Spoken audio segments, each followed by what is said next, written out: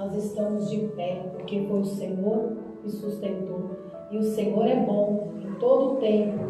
Pode dizer que o Senhor não é bom, pode dizer que o Senhor está permitindo que nós sofremos, que fazemos tudo, mas tudo é um propósito do Senhor. Para tudo tem um tempo. Nós precisamos sofrer para que a vitória venha chegar e nós venhamos se alegrar. Todos acharam? Então Davi se levantou da terra e se lavou e se ungiu e mudou de vestes e entrou na casa do Senhor e adorou. E então veio à sua casa e pediu pão e lhe puseram pão e comeu. Amém? Senhor meu Deus, Senhor meu Pai, aqui está a tua palavra, Senhor. Ó Deus, venha trabalhar em nossos corações, venha colocar, Senhor, a tua palavra, venha gravar em nosso coração a tua palavra, para que nós não venhamos errar, para que nós venhamos aprender, para que nós venhamos conhecer mais o Senhor.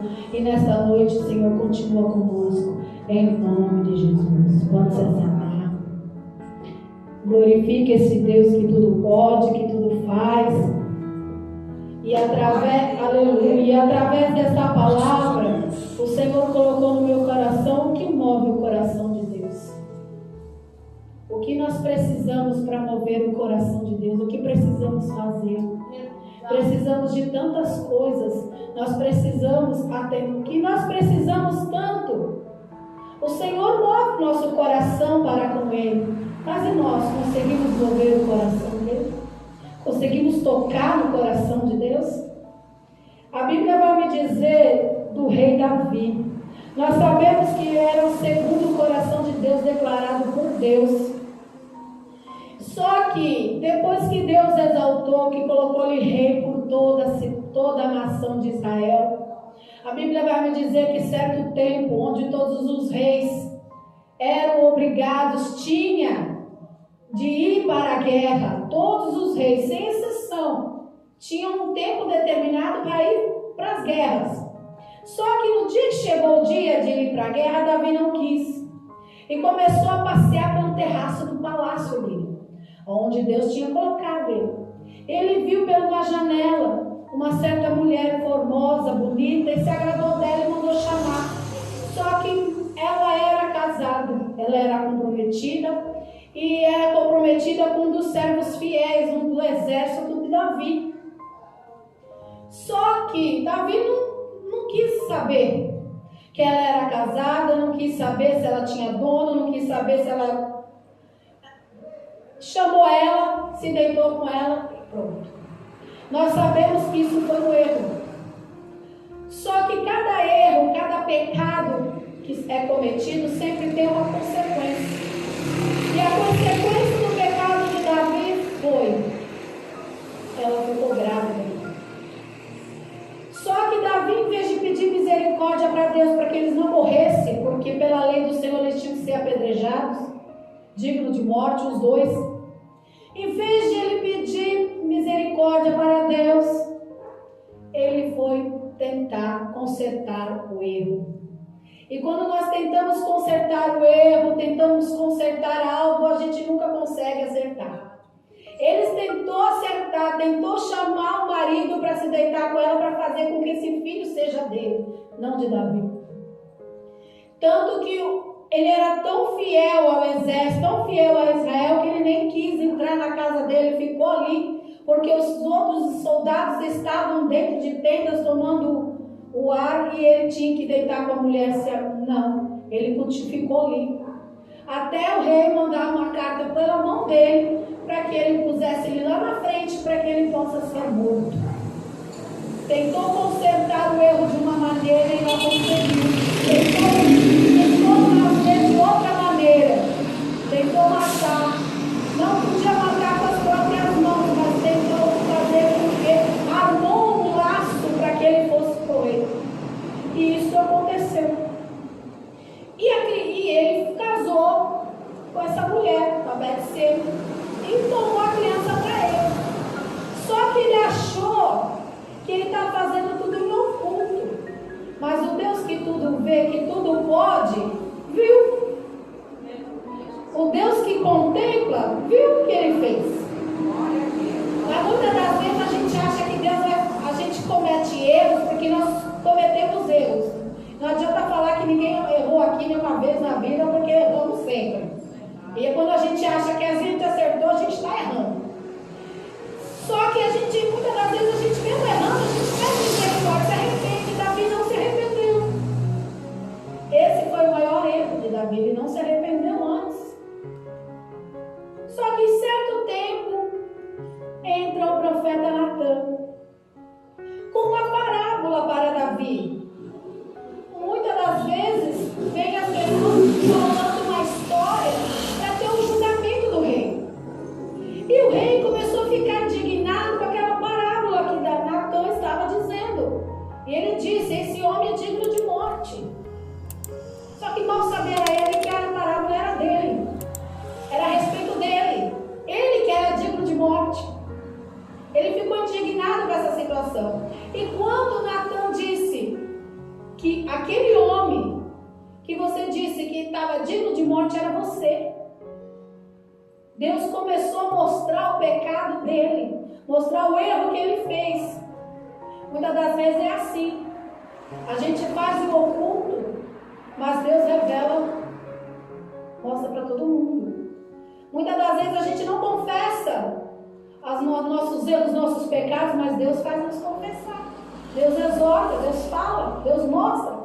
Foi assim que aconteceu com Davi. Deus mostrou o erro que ele fez, que ele tinha visto, que ele fez o oculto, que ninguém soube, mas Deus ia fazer acontecer para todo mundo ver a consequência daquilo que ele fez. Muitos podem dizer castigo, mas para mim é consequência dos erros que ele colheu. E que a espada não, e Deus falou que a espada não ia sair da casa dele, ele ia matar da família dele. E que ele fez em oculto, Deus ia fazer para todo mundo ver. E ainda disse que a criança que nasceu não ia viver, ia morrer. O fruto do pecado ia morrer. Aí Davi se arrependeu e Deus usou Natan para falar: Deus perdoa o seu pecado, porque ele se arrependeu quando Deus falou com ele. Muitas das vezes nós precisamos se arrepender antes de Deus falar.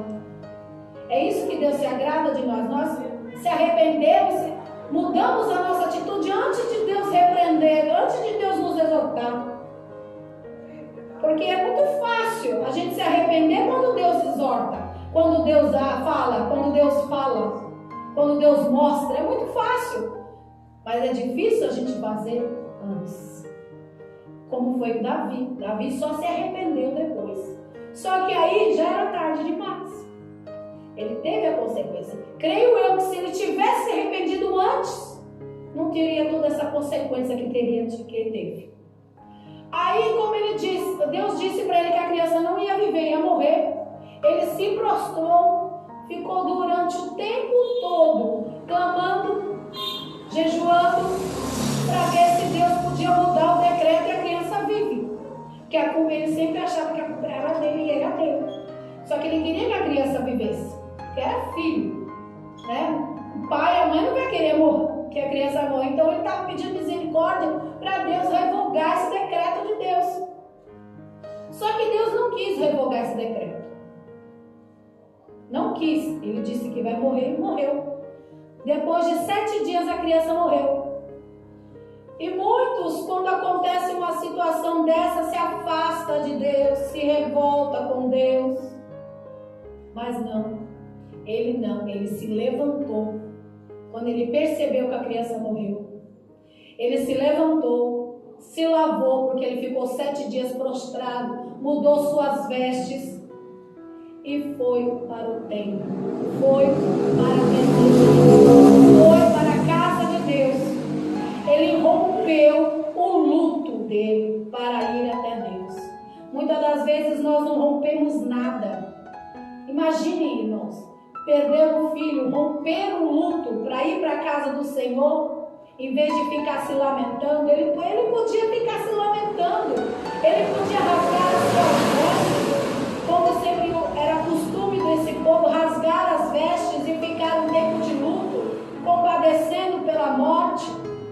Mas não, ele fez ao contrário, ele se lavou, mudou seus vestidos, mudou suas vestes e foi adorar. E quando chegou na presença do Senhor, ele adorou o Senhor. Isso